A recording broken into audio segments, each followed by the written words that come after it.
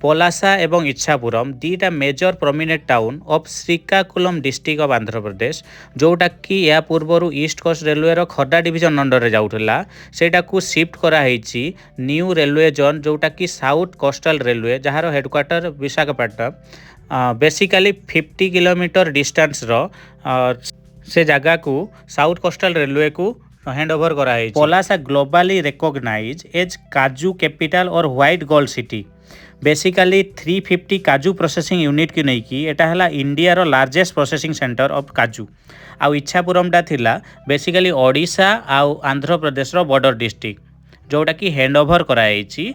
पलासा और Ichchapuram मझिरे थिपा 7टा station basically transfer हो जाइए विशाखापाटना डिवीजन को। सेगुड़ा है पलासा पर सुमादेवी, मांदासा रोड, बारुभा, सनपेटा, जादुपुड़ी और इच्छापुरम।